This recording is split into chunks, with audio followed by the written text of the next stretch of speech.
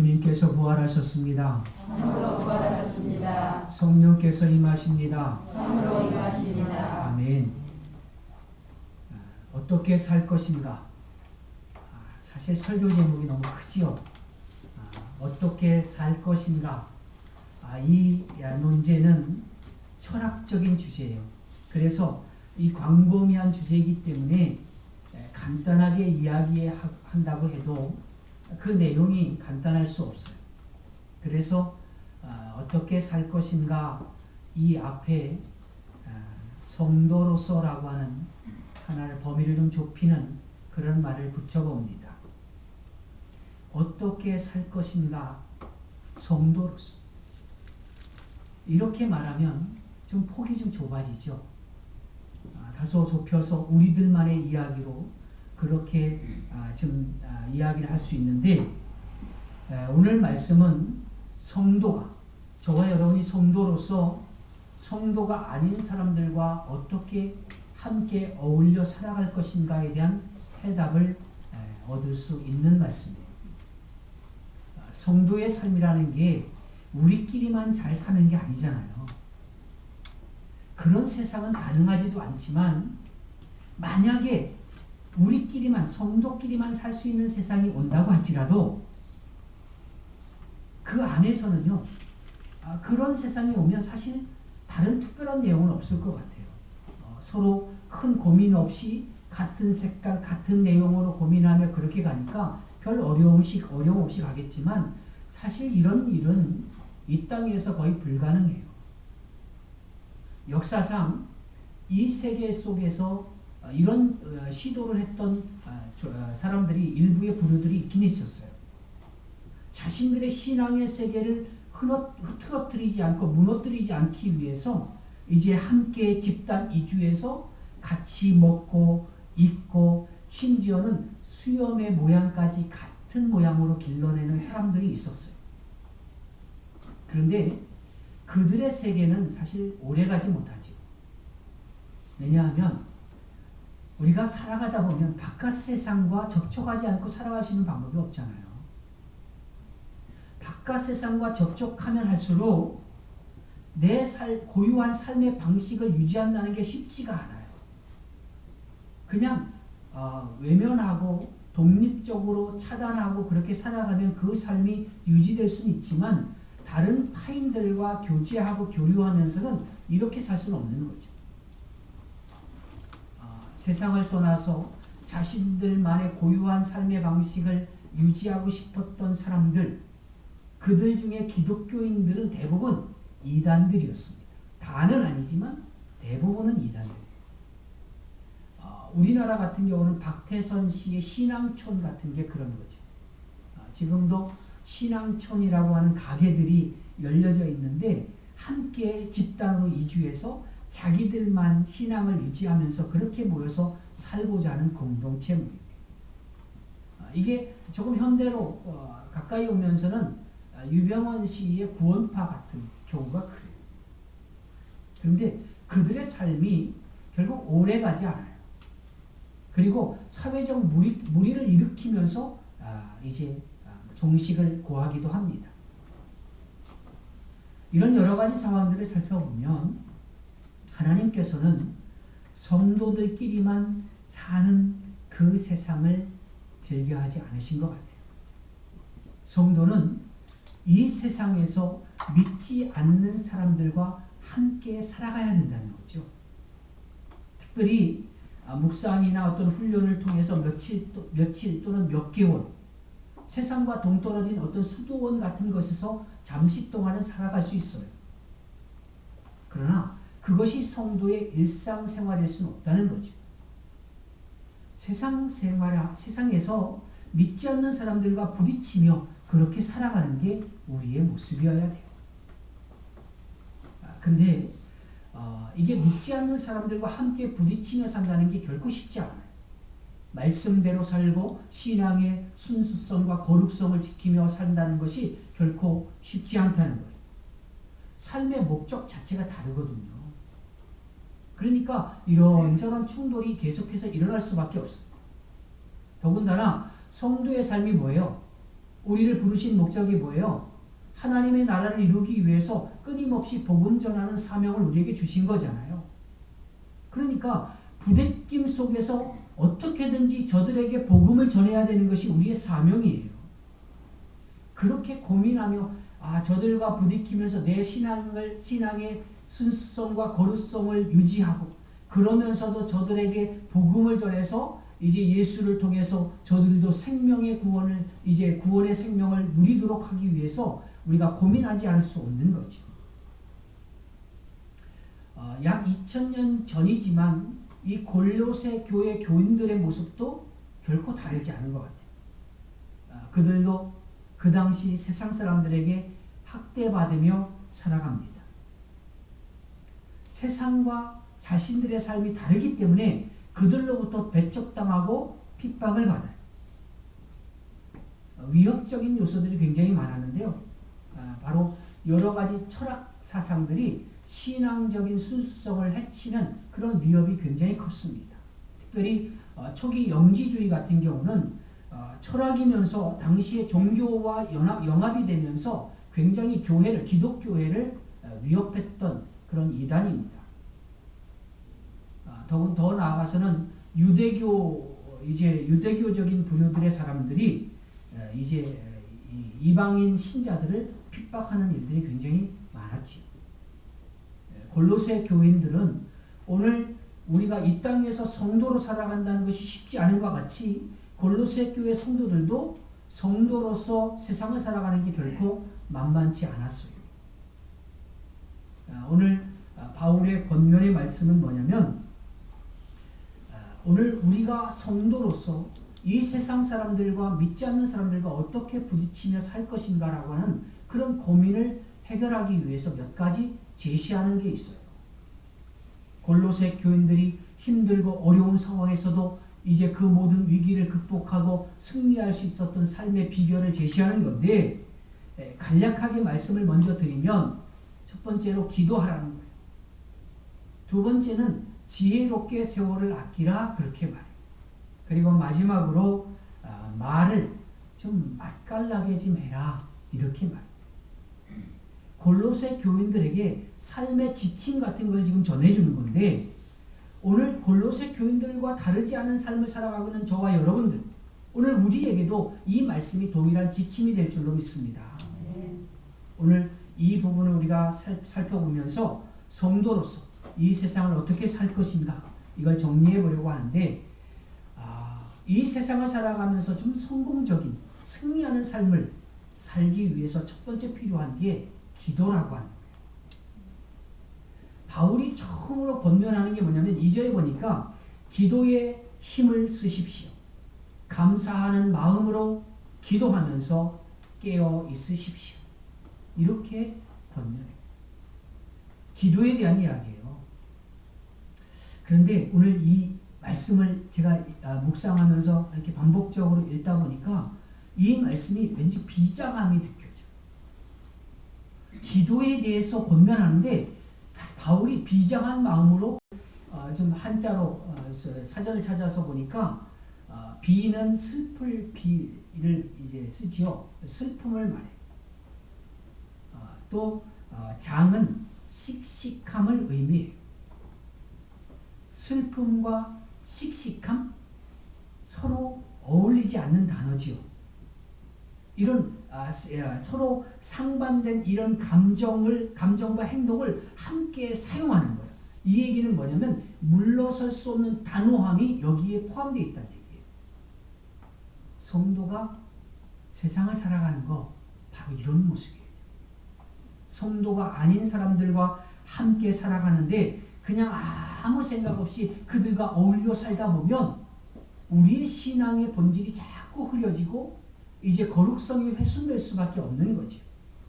그런데 신앙의 눈을 제대로 뜨고 바라보면요, 우리의 삶은 계속해서 전쟁인 거예요. 전쟁. 영적 전쟁이라는 거죠.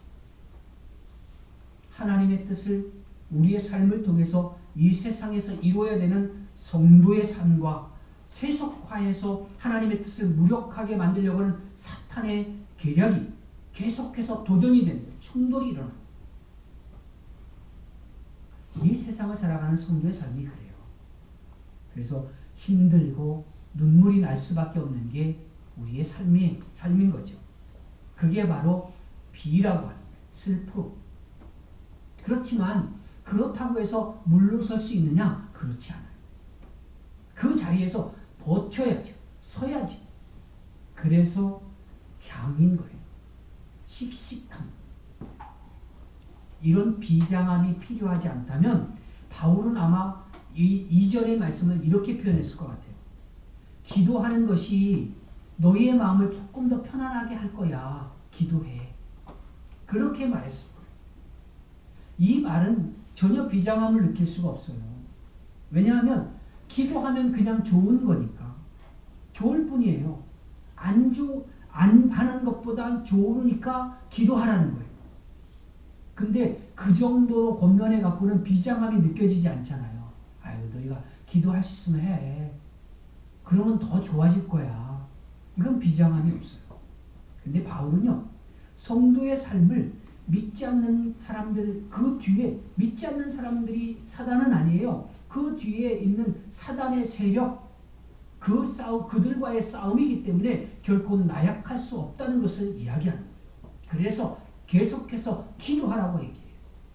기도에 어떻게 기도하냐면 감사함으로 항상 깨어있으라 그렇게 말씀합니다. 기도하면 그냥 좋다. 그 정도가 아니에요. 기도하지 않으면 꺾일 수밖에 없고 기도하지 않으면 질 수밖에 없고 기도하지 않으면 사라진다는 얘기예요. 여러분, 우리가 언제 집니까? 내가 지지 말아야지 그러는 일들 앞에서 우리가 언제 넘어집니까? 세상보다 약할 때 내가 지나요? 아니에요. 약하다고 다 지는 거 아니에요. 만만하게 보다 보니까 지는 거예요. 세상을 이제 쉽게 보면 안 돼요. 사실 약해도요, 사람이 약해도 위기가 오면요, 속에서 독이 올라요. 도끼가 와요. 그래서 쉽게 지지 않아요. 우리가 지는 거는요, 약하기 때문에 지는 게 아니라 세상을 좀 만만하게 보니까 지는 거예요. 만만하게 보니까 세상에 대한 마음을 자꾸 누그러뜨리는 거죠. 그 누그러진 마음으로 그 세상을 바라보다 보면, 그들과 접촉하다 보면 어느새 그냥 세상 한가운데 내가 들어가 버리는 거예요. 죄는 조금이라도 용납하지 말라는 거예요. 그게 성경이 우리에게 주시는 말씀입니다. 바울은 우리 성도들에게 계속해서 기도하고 기도에 감사함으로 깨어있으라 이렇게 말씀해요. 기도를 계속하라는 얘기예요. 하루에 한 번 기도하십시오. 이렇게 말하는 것 같고는 좀 부족해요. 틈만 나면 기도하셔야 돼요. 여러분이 오고 가는 길에서 그냥 기도하십시오. 눈을 뜨고 그렇게 하시는 거예요. 버스나 지하철 안에서 잠시 눈을 감고 기도하고, 회사에 도착해서 그렇게 책상에 앉아서 잠깐 기도하는, 쉴 틈이 나면 그 틈에도 기도하는, 하루의 삶 전체가 기도가 되도록 그렇게 하셔야 됩니다. 그게 비장함으로 바울이 권면한 기도하라는 내용이에요. 무슬림들을 여러분들은 아시잖아요. 저들은요, 정해진 시간에 정해진 장소를 향해서 끊임없이 기도합니다. 이방인 우리나라에 와서도 저들은 정시가 되면, 기도하는 시간이 되면 자기가 메카를 향해서 방향을 정확하게 방향계를 놓고 기도할 수 있는 자리를 깔고 그 앞에서 기도를 시작해요. 어느 환경, 어떤 조건 관계없어요. 일상을 그걸 위해서 멈춰. 그게 그들의 모습. 사업하는 사람도요, 약속을 잡아도 그 시간을 하지 않습니다. 우리가 그들을 이교도라고 말은 하는데 정말 기도에 관한 한 그들의 모습을 우리가 좀 살펴볼 필요가 있어요. 기도하는 대상은 성경적으로 봤을 때 잘못됐다고 할지라도 적어도 기도하는 모습만큼은 우리가 좀 생각해 봐야 됩니다. 비장함이 그들에게 있거든요. 성도는요, 그 이상으로 비장해야 돼요. 그들처럼 굳이 형식에 매일 필요는 없어요. 그렇지만 적어도 하나님이 나를 붙들어 주시지 않으면 안 된다는 그 비장함으로 하나님 앞에 기도하는 그런 우리의 모습이 필요하다는 거예요. 그리고 어떻게 기도하느냐? 감사함으로 깨어있으라 그렇게 말해요. 우리가 기도하는 내용 중에 많은 부분을 차지해야 되는 게 뭐냐면 감사해야 돼요. 하나님께 감사하는 것, 이게 깨어있는 거예요. 우리가 세상을 이기는 강력한 힘이라고 하는 그 이기는 것이 어떤 강력한 힘, 파워를 내가 어떤 어떤 조건을 갖추어야 된다고 생각하면 그건 오산이에요. 주님께서 세상을 그렇게 이기신 게 아니잖아요. 주님은요, 세상이 이끌어가는 대로 그냥 끌려가셨던 분이에요. 그렇게 나약하게 끌려가셨어요. 그런데 주님이 가신 그 길은요, 세상 사람들을 사랑으로 품는 길이었어요. 그리고 그 길이 결국 승리의 길이었던 거죠. 전지전능하신 하나님이 십자가 위에서 이루신 하나님의 그 크신 전지전능은 가장 무기력한 전지전능이었다는 거예요. 채찍질하면 채찍질 당하고, 침뱉으면 침뱉음 당하고, 모욕을 당하고, 조롱을 당하고, 그런 무기력한 예수님이 십자가 위에서 피 흘려 죽으심으로 사랑이라는 그 모습으로 전지전능을 이루시는 거예요. 우리가 세상보다 더 세기 때문에 이기는 게 아니에요. 그들보다 더 강력한 어떤 무기를 갖췄기 때문에 이기는 것도 아닙니다. 세상을 이기는 방법은 사랑으로 품는 거예요. 지는 것 같지요. 힘들지요. 내 마음의 자존심이 허락되지 않지요. 그렇지만 그것만이 세상을 이길 수 있는 유일한 방법이에요. 근데 그 사랑할 수 있는 힘은 어디서부터 오냐면 하나님 앞에 감사를 회복하는 데서부터 온다는 거예요. 그래서 하나님 앞에 모든 조건들을 감사하기 시작하면 어떤 상황도 감사가 시작돼요. 이런 사람 만나도 감사하고, 저런 사람 만나도 감사하고, 이런 상황에 놓여도 감사하고, 저런 상황에 놓여도 감사하게 되는 거지. 심지어는요, 어떤 상황까지 세상 가운데 온전히 서 있어도 어떤 자리라고 할지라도, 실패의 자리라고 할지라도 감사하기 시작해요. 이쯤 되면 히브리서에서 이야기하는 것처럼 세상이 감당 못할 사람이 되는 거죠. 그 사람을 누가 이기겠습니까? 모든 상황에 감사하는 사람을 그 누구도 이길 수 없어요. 성경이 증언하잖아요. 하나님께 감사하는 것, 그것이 바로 깨어있는 것이고, 그럴 때 사랑으로 세상을 품게 되고, 지칠 정도로 다가오는 어려움을 감당할 수 있는 힘이 거기서부터 생기는 거예요. 기도에 관해서 한 가지 더 여러분들에게 말씀을 드린다면, 목회자를 위해서 더 많이 기도해 주십시오. 바울도 자신이 지금 어려움에 처해 있어요. 감옥에 갇혀 있는 상황입니다. 그런 자신을 위해서 성도들에게 뭘 부탁하냐면 기도해 달라고 부탁을 해요. 힘을 달라고 그렇게 기도해 달라는 거예요. 목회자의 능력은요, 성도의 기도로부터 나오는 거예요. 여러분들이 저를 위해서, 그리고 부목사님과 우리 전사님을 위해서도 그렇게 기도해 주셨으면 좋겠어요. 기도를 끊임없이 좀 해주세요. 지난 금요일 같은 경우는 진짜 짠 것처럼 안 나와서 개척한 이후로 가장 우리 교역자들 빼고는 딱 한 분 나왔어요.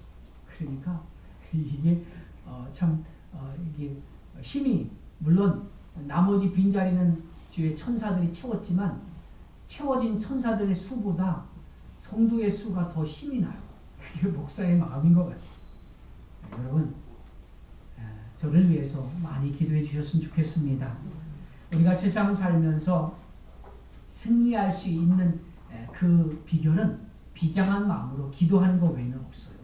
세상을 만만하게 보시면 안 돼. 기도 안 해도 대충 흘러가는 것 같으지요? 그래도 대충 평안하지요? 아니에요. 결국 내가 무너져가는 자리에 점점 들어선다는 것을 여러분들이 아셔야 돼요. 그래서 시도 때도 교회 오실 수 있는 분들은 오셔서 기도하시고 그렇지 못하신 분들은 시도 때도 없이 그렇게 무시로 기도하심으로 세상을 승리하며 살기를 주의 이름으로 축원합니다. 두 번째로 세상에서 승리할 수 있는 비결, 지혜롭게 세월을 아끼라 그랬어요. 5절 말씀 함께 볼까요? 5절 말씀 봅니다. 함께 했습니다. 시작. 외인에게 대하여는 지혜로 행하여 세월을 아끼라. 아멘. 외인에게 대해서는 지혜로 행하여 세월을 아끼라 그랬습니다. 여기서 외인들, 외부 사람들이죠. 외부 사람들은 믿지 않는 사람들을 말해요.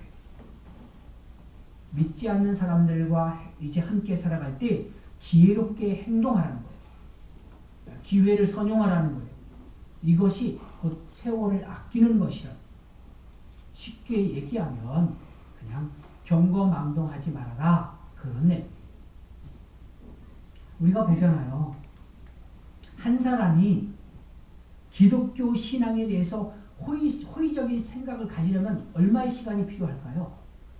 전도해 보시면 알겠지만 여러분 우리가 복음 전할 때 한번 예수 믿고 구원 받으세요. 천당 가세요. 이렇게 얘기하면 그 사람이 확 마음을 열고 아멘. 그리고 예수를 확 믿나요?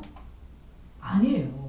혹여라도 우리가 그렇게 전도하는 현장에서 예수를 영접하고 교회로 온다고 할지라도 그 사람이 그 상황까지 오는 데는요, 수많은 사람들의 헌신과 눈물의 기도가 씨로 뿌려졌기 때문에 열매로 거두어지는 거예요. 그런데요, 긴 시간에서 이렇게 한 사람을 구원하는 건데, 한 사람이 경거망동한 행동을 하게 되면요, 어떻게 되냐면, 그동안 아름답게 싸웠던, 힘들게 싸웠던 그 모든 것들이 한순간에 다 무너져 버리는 거죠. 이 얘기는 뭐냐면, 가볍게 신앙생활 하지 말라는 얘기예요. 가벼운 신앙이 되지 말라는 거예요. 가벼운 신앙이 뭐예요? 믿는다고 하면서 천박한 모습 그대로 드러내는 삶을 말해요. 자신은 뭔가 믿는다는 믿음을 가지고 독특한 표현을 가지고 그렇게 행동하는지 모르지만 믿지 않는 사람들, 외부인들에게 있어서는 기독교 신앙에 대해서 확 깨게 만드는 거죠. 비웃게 하는 행동을 할 때가 있는 거예요. 우리가 매일 이제 전쟁터와 같은 이 세상에서 복음의 빛을 발할 수 있는 방법은 뭐냐면 진중하게 행동하는 거예요. 특별히 신앙과 관련된 일을 할 때는 더더욱 진중하게 행동해요. 쉽게 변하면 안 돼. 성도는요, 신앙과 관련된 일은 이랬다 저랬다 쉽게 바뀌면 안 돼요. 가볍게 표현돼서도 안 됩니다. 그렇게 하는 게 믿지 않는 자들에게 계속 복음을 전하는데 방해가 되기 때문에 그래요. 그들이 좋은 인상을 갖게 만들고 또 결국 믿는 자가 되기 위해서는 우리가 이제 좀 성결돼 그들보다 좀 한 단계 높은 그런 도덕적인 기준을 가지고 살 필요도 있다는 거예요. 도덕적인 삶이나 윤리적인 삶이 우리를 구원하지는 못해요. 그러나 그 삶이 우리가 복음을 전하는 데 굉장히 중요하다는 사실을 아셔야 됩니다. 세 번째로 세상에서 승리할 수 있는 방법은 말을 좀 맛있게 하는, 맛깔나게 하는 거예요. 6절을 함께 볼까요? 6절 같이 읽습니다. 시작. 너희 말을 항상 은혜 가운데서 소금으로 맛을 낸과 같이 하라. 그리하면 각 사람에게 마땅히 대답할 것을 알리라. 아멘. 소금이라는 게 뭐예요? 소금을 먹으면서 맛있다 이렇게 말하는 사람은 없는데 음식에 들어가야 그게 맛있는 거죠. 그런데 소금이 맛을 낸 건데 소금이 정말 맛있네 이렇게 말하지 않고 음식이 맛있네 이렇게 말하잖아요. 근데 말을 그렇게 하는 이게 헬라적인 배경에서 본문이 쓰여진 건데요. 헬라 사람들은요, 소금을 재치나 기지 또는 지혜 이런 거로 표현을 합니다. 그러니까 맛깔나게 좀 말을 해라 이런 표현은 뭐냐면 재치 있게 말하고 기지가 있게 그렇게 지혜롭게 말을 하라는 얘기예요. 같은 말을 해도요, 좀 다르게 표현하는 사람들 있잖아요. 부드럽게 하는 사람. 저도 가끔 좀 과격한 말들이 나가고 직선적인 말이 가끔 나가는데 부드럽게 말하는 사람들하고 이렇게 이야기를 하다 보면요, 굉장히 마음이 편안해지고 그 사람의 말이 뇌리에 확 꽂혀요. 그리고 그 사람과 오랫동안 관계하고 싶은 마음이 생겨요. 이게 언어의 습관 같은 거예요. 자꾸 훈련이 좀 필요하겠죠. 부드럽게 말을 하는 사람의 말을 사람들이 더 듣게 돼요. 목소리를 높여서 토론할 때, TV에서 토론할 때 보면 목소리를 막 하이톤으로 높여서 막 싸우는 것처럼 하는 사람보다 천천히 목소리 내려 깔고 그렇게 말하는 사람이 훨씬 더 힘 있어. 설득력 있어. 또 말을 할 때 좀 위트나 유머를 적절하게 섞어가며 대화하는 사람이 인기가 좀 있죠. 그 사람들과 대화하다 보면 훨씬 더 대화를 길게 하고 싶은 생각도 들어요. 이게 유머나 위트 같은 건 어떻게 보면 천성적으로 태어난다고도 할 수 있는데 이제 나중에 훈련으로도 만들어질 수는 있어요.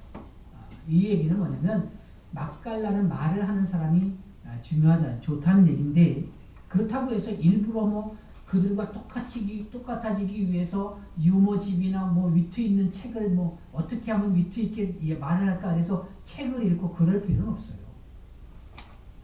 그러나 이왕이면 좀 부드럽고 따뜻하게 표현해주는 그런 훈련, 그런 건 필요하겠지. 본문에서 바울이 맛깔나는 이제 말이라고 하는 그 의미로 소금이 맛을 낸과 같이라고 하는 표현을 쓰는데요. 이게 억지로 유머를 만들어내라 이런 뜻은 아니에요. 오히려 그 전에 보니까 항상 은혜 가운데서라고 하는 이 말씀에 우리가 좀 주목할 필요가 있어요. 어느 누가 들어도 성도가 하는 그 말이 좀 이제 따뜻하고 저 사람 성도답다, 이렇게 그리스도인답다 이렇게 느껴질 만한 품이 있는 말을 좀 하자는 얘기예요. 말씀을 정리합니다.